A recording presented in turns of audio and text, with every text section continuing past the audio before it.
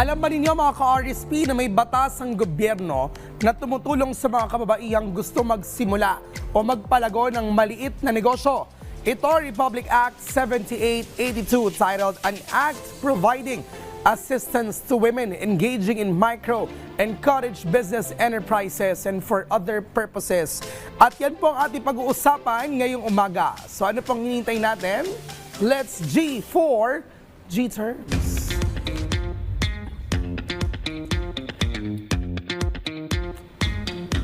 Ano ba ang RA 7882? Ito po ay batas na nagbibigay tulong sa mga kababaihang Pilipino na gustong kumita sa pamagitan ng sariling negosyo. Lalo na yung maliit ang puhunan at kadalasang ginagawa sa bahay o sa komunidad. Sino pang pwede makinabang dito? Itong RA 7882 ay para sa mga babaeng Pilipino 18 years old pataas, may maliit na negosyo o gustong magsimula ng negosyo. Kasama rito ang mga nanay na sa bahay na may sideline, mga babaeng may sari-sari store, gumagawa ng pagkain, kakanin o baked goods, nanahi, gumagawa ng handicrafts o iba pang produktong pangkabuhayan. Mga babaeng nag-training at gustong magsimula ng negosyo. Anong klaseng negosyo ang sakop nito?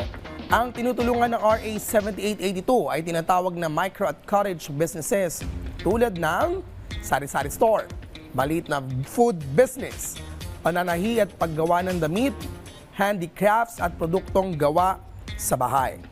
Maliit na negosyo na kayang gawin ng pamilya. So sa madaling sabi, ito ay may simple negosyong pangkabuhayan. Anong tulong ang ibinibigay po nitong batas na ito? Una, may pautang ang gobyerno na pwedeng gamitin bilang puhunan o dagdag puhunan sa negosyo. Mas mababang interes kumpara sa karaniwang utang. Ikalawa, kung may negosyo ka na kahit maliit pa lang at tumatakbo na, bukod sa puhunan, pwede kang humiram para palakihin o ayusin ang iyong negosyo. Ikatlo, kung wala ka pang negosyo, pwede kang mag-train sa TESDA o iba mga accredited na training center. Ito ay kalimitang libre. Ano ang pinapaalala ng batas? Ang perang hiniram ay dapat gamitin lamang sa negosyo. Hindi dapat ibenta o isanla ang mga gamit na binili mula sa pautang.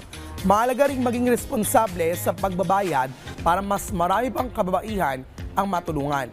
Bakit umalaga ang batas na ito? Mahalaga po ang RA 7882 dahil binibigyan nito ng pagkakataon ang kababaihan na kumita ng sariling pera, tumulong sa gastusin ng pamilya, magkaroon ng mas matatag na kabuhayan. Kapag ang kababaihan ay may oportunidad sa negosyo, mas umuunlad ang pamilya at ang komunidad. Kung ikaw ay isang babaeng may pangarap magnegosyo, tandaang may batas na pwedeng makatulong sa iyo. Ang RA 7882 ay patunay na may programang inilaan ang pamahalaan para sa sipag at tiyaga ng kababaihan. Yan muna ating napag-usapan dito pa rin sa G-Terms.